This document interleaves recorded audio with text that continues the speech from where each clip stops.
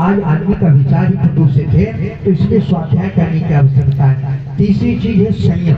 हमें संयमित जीवन जीना है। संयमित जीवन से मतलब हुआ वाणी संयमित रूप से बोलना है, वाणी से किसी को गाली गलौज नहीं देना है, वाणी के माध्यम से अपना खान पान ठीक रखना, अक्षर नहीं करना है। हमारा खान पान जैसा खाने जैसा बने मन, उसी तरह बने व्यक्ति का जीवन, तो अपना खान पान ठीक रखना है और अपने जीवन को संयमित रखने का प्रयास करना, ताकि आप निरोग और स्वस्थ हो और आपकी आयु लंबी हो।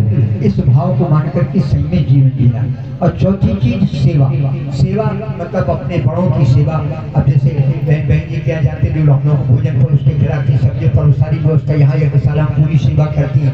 सेवा के लिए समय निकालना चाहिए, सेवा के लिए समय निकालना चाहिए, सेवा करना चाहिए। सेवा से मेवा मिलती है। अच्छे काम में सेवा कोई बुरी नहीं।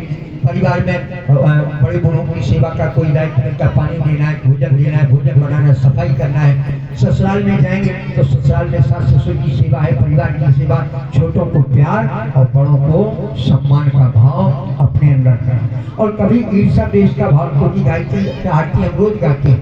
एक ही सूत्र दिया है, 2 लाइन में सारा सार समाया। काम क्रोध मद लोभ दम्भ दुर्भाव द्वेष हरिये, अब शुद्ध बुद्धि निष्पाप हृदय मन को पवित्र करिए।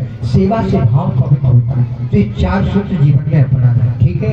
अब हम सब आपके पावन जन्मदिन पर मंगल कामना करते हुए पूज्य गुरुदेव वंदनीय माता जी, आपसे गायत्री सभी देव शक्तियों से प्रार्थना करेंगे, आपके पावन जन्मदिन वर्ष पर, हम जन्मदिन नहीं कहेंगे, जन्मदिन वर्ष पर आपका जीवन मंगलमय हो, आपका भविष्य उज्जवल हो। ऐसी मंगल कामना के साथ यहाँ पंचतत्व चारों कोनों पर रखे हैं। पृथ्वी है, आकाश है, अग्नि है, वरुण है और वायु है। ये 5 तत्व रखी, 5 तत्वों का पूजन करेंगे भावपूर्वक। आपके हाथ में पुष्प मिले, हमारे साथ सूत्र दोहराएंगे, प्रार्थना करें। क्या? ओ सूत्र श्रेयसाम पथे चरिष्यामि।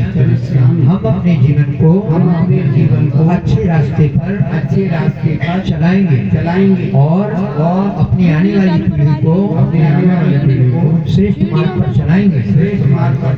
पृथ्वी माता हमें उर्वरता और सहनशीलता दें। वरुण देवता हमें शीतलता और सरसता दें। वायु देवता हमें गतिशीलता और जीवनी शक्ति प्रदान करें। अग्नि देवता हमें तेजस और वर्चस्व प्रदान करें। आकाश देवता हमें ऊंचा उठाएं, आगे बढ़ाएं और महान बनाएं। पुष्प अक्षत है, हाथ जोड़े, हम देव शक्तियों से प्रार्थना करें। ओम मनोज्योतिर्जुषतामाजस् बृहस्पतिर्यज्ञमिमं तनोपरिष्टं यज्ञपुंसमिमं ददातु विश्वे देवासरिमादयन्तामों प्रतिष्ठा। पुष्प पुनः दाहिने हाथ में ले लें, बाएं हाथ नीचे लगा लें। अब दीपक का पूजन करते हैं। दीपक भी यहाँ प्रज्वलित थे। शाम को दीपक होगा। कुंडी यज्ञ में आपने आहुतियाँ दी, ना दी होंगी तो अभी पूर्णाहुत होगी, उसमें सम्मिलित हो लेंगे। तो परमार्थ का भाव आपके अंदर पैदा होगा। परमार्थ मतलब स्वार्थ के साथ परमार्थ। परमार्थ माने आपके पास बुद्धि है, समय है, ज्ञान है, धन है, अन्न है। उस जनहित के लिए, लोक मंगल के लिए, पुण्य परमार्थ के लिए लगाते रहना चाहिए। क्योंकि परे है कि सरे से धर्म नहीं भाई, और पर पीला सम नहीं अधमाई।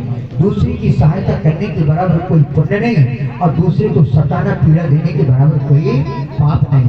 तो परमार्थ का भाव आपके अंदर रहे, इस भाव के साथ दीपक का पूजन करते हैं। दूसरा, दीपक की तरह आपके अंदर पात्रता हो, क्योंकि दीपक में यदि सूरा होगी, छेद होगा तो सारा का सारा घी बह जाए। तो बुराइयों के छिद्र हमारे अंदर न हो, अच्छाइयाँ हमारे अंदर बढ़े, ये भाव रखते हुए आपको दीपक का पूजन करते हैं। उसमें घी होता है। घी क्या है? प्रेम स्नेह का प्रतीक।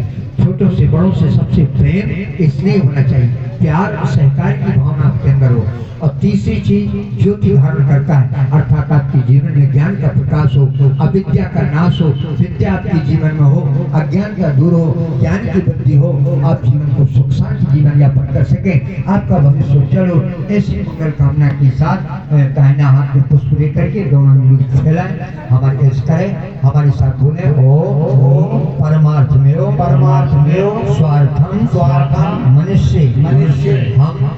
परमार्थ को ही स्वार्थ मानेंगे। दीपक की तरह हमें अखंड पात्रता प्राप्त हो, हमें अक्षय स्नेह की प्राप्ति हो, हमारी श्रद्धा निष्ठा